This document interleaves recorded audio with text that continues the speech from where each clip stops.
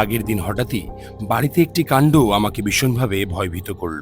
ভিন গ্রহের কিছু প্রাণীরা আমার ভাগ্নিকে তাদের নিজেদের বশে নিয়ে নিয়েছে এবং ভাগ্নিকে কিরকম একটা ভূতের মতন দেখাচ্ছে। তাকে পুরোপুরি কন্ট্রোল করছে ভিন গ্রহের সেই এলিয়েনরা।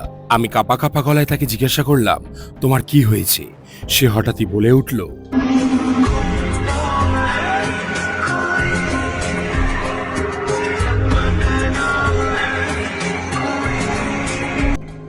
আর এই দৃশ্য দেখার পরই ভয়ে আমি দৌড়ে দৌড়ে নিচের দিকে চলে গেলাম, কারণ নিচে গেলেই দেখতে পাবো ভিন গ্রহের এলিয়েনরা আমাদের সাথে আর কি কি ক্ষতি করেছে। এবং নিচে গিয়ে আমি তো অবাক, ভিন গ্রহের এলিয়েনরা আমাদের বাড়ির সামনে পায়খানা করে চলে গেছে এবং এই দৃশ্য আমাকে আরো ভয়ভীত করলো। রাস্তায় বেরিয়েই দেখলাম কাকেরা একসাথে দল বেঁধে ট্রেন লাইন অবরোধ করে নিজেদের মধ্যে মিটিং চালাচ্ছে এবং সেই মিটিংয়ের প্রধান আলোচ্য বিষয় হলো ভিন গ্রহের এলিয়েনদের কাছ থেকে পৃথিবীকে রক্ষা করতে হবে। কিন্তু সব কাকেরা এই ইচ্ছায় সম্মতি দিল না। একে একে তারা উড়ে গেল।